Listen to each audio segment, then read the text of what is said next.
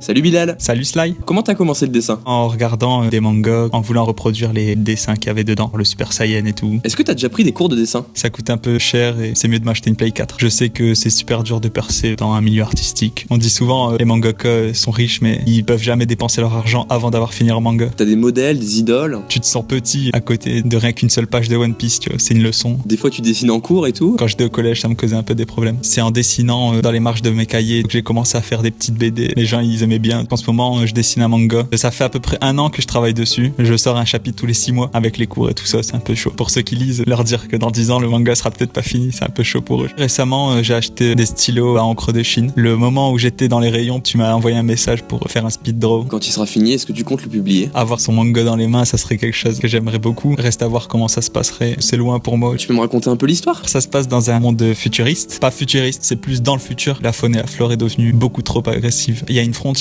entre les hommes et la nature. Et nous, on suit 3 hommes qui cherchent à aller dans le monde hostile pour rechercher un endroit appelé le paradis. C'est quel style de dessin? J'essaye de me rapprocher beaucoup du réaliste. Je fais lire à un petit cercle d'une dizaine d'amis. Un certain Robin m'a reproché qu'il n'y avait pas assez de filles. Quand c'est mal fait, c'est un peu ridicule. Je vais éviter l'amour niais. Je préfère un amour où ça va de soi. Pas besoin d'en faire des tonnes. S'il y a un éditeur qui voudrait le publier, faudra d'abord voir s'il veut pas trop modifier mon œuvre. Rajouter beaucoup de filles avec des gros seins, ça devient un peu cancérigène dans les mangas. Du coup, pourquoi t'as choisi ces 2 personnages? Emmett Brown, c'est un personnage complètement barré. C'est un des plus grands esprits de son époque, même si les gens le prennent pour un fou. Il se laisse pas influencer. Du coup, c'est un exemple. T'as choisi Gollum, mais tu kiffes ce personnage? Bah, je l'aime bien parce qu'il me répugne.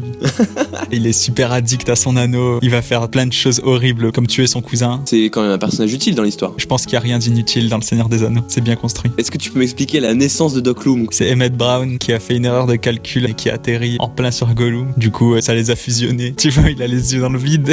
J'aurais plutôt imaginé, il y a une erreur dans l'espace-temps, il arrive dans la Terre du Milieu, et là en tombant sur l'anneau, il devient accro. Emmett Brown qui se Gollumifie en tombant sur l'anneau. Pourquoi pas? Sauron, avec son anneau et la DeLorean, ça ferait des ravages.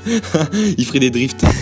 T'as pensé quoi de ce speed draw alors? Je me rends compte que c'est pas facile faire en sorte qu'on reconnaisse les 2 personnages. Moi, j'aime bien mon dessin. Doc Loom qui a l'air un peu perdu. Et bah merci à toi. Merci à toi, Sly. À bientôt. À bientôt.